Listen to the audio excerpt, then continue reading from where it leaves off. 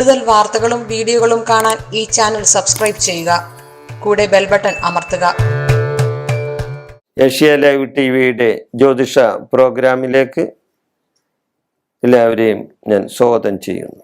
ഇന്നത്തെ എൻ്റെ വിഷയം മനഃശക്തിയുള്ള പ്രണയം നിഷേധിക്കരുത് എന്നാണ്.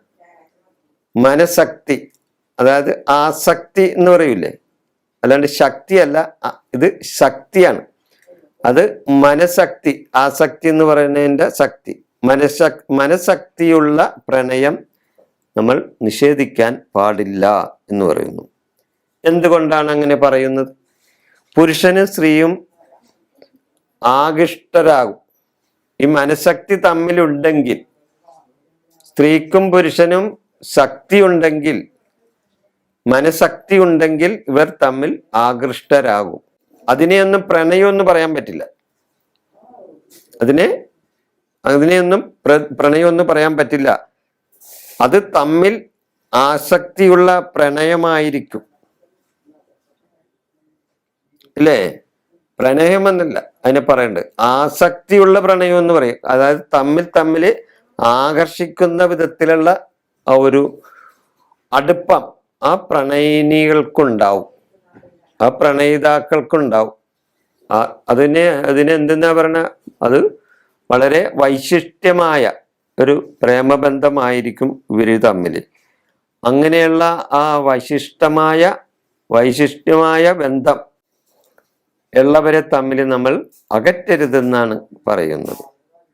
എന്നാൽ ഒരുവളിൽ ആസക്തി ജനിച്ചാൽ തീർച്ചയായും അവളെ തന്നെ വിവാഹം കഴിക്കണം, ഇല്ലേ? ഇങ്ങനെയുള്ള ആസക്തിയുള്ള തമ്മിൽ ചേർന്നാൽ തീർച്ചയായും അവളെ തന്നെ അവൻ വിവാഹം കഴിക്കണമെന്നാണ് പറയപ്പെടുന്നത്. അങ്ങനെയുള്ള പരസ്പര പ്രണയം മനഃശക്തിയാണ് സൂചിപ്പിക്കുന്നത്. മനഃശക്തിയല്ലട്ട, മനഃശക്തിയാണ് അത് സൂചിപ്പിക്കുന്നത്.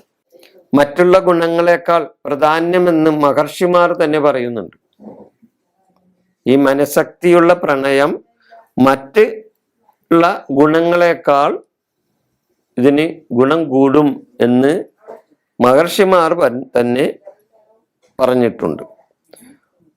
ഭോഗതൃഷ്ണ കൊണ്ടുള്ള ആസക്തിയല്ല, അതായത് ഒരുവൾക്കോ ഭോഗ തൃഷ്ണ കൊണ്ടുള്ള ആസക്തി അല്ലത്. സത്വശുദ്ധമായ മനോഗുണമാണ് വേണ്ടത്, ഇല്ലേ? സത്വഗുണമായ അല്ലെങ്കിൽ സത്വശുദ്ധമായ മനോഗുണമാണ് അവിടെ വേണ്ടത്. അതിനെയാണ് ആസക്തി എന്ന് പറയുന്നത്. അങ്ങനെയുള്ള പ്രണയിനികളെ നിഷേധിക്കരുത് എന്നാണ് മഹർഷിമാർ പറയുന്നത്. അവർ തമ്മിൽ കൂടിച്ചേരേണ്ടവരാണ്. എന്നാൽ കപട പ്രണയിക്കാരെ നിഷേധിക്കുകയും വേണം. അതായത് കപട പ്രണയം നടത്തുന്നവരെ നമ്മൾ തടുക്കണം, അത് നിഷേധിക്കണം. എന്നാൽ ആസക്തിയോടെ ഉള്ള പ്രണയം, മനഃശക്തിയോടെയുള്ള പ്രണയം നമ്മൾ അതിനെ അംഗീകരിക്കണമെന്നാണ് ആചാര്യന്മാർ പറഞ്ഞിട്ടുള്ളത്. ഇങ്ങനെയുള്ളവർ പ്രണയിച്ചാൽ ആ വിവാഹം ശാശ്വതമാകും എന്ന് പറയുന്നു. ഇങ്ങനെയുള്ളവർ പ്രണയിച്ചാൽ ആ വിവാഹം ശാശ്വതമാകും. അവർക്ക് ഭോഗശക്തി ഇല്ല, മറിച്ച് മനഃശക്തിയാണ് അവിടെ ഉള്ളത്. അവർക്ക് ഭോഗശക്തിയല്ല, മനഃശക്തിയാണ് അവർക്കുള്ളത്. അങ്ങനെയുള്ളവരെ തടയരുത് എന്ന് പറയുന്നു.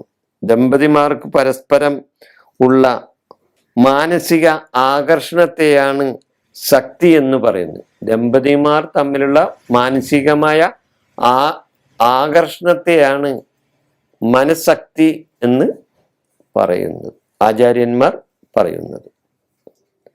ഈ വിഷയം ഞാനിവിടെ അവസാനിപ്പിക്കുന്നു. നമസ്കാരം.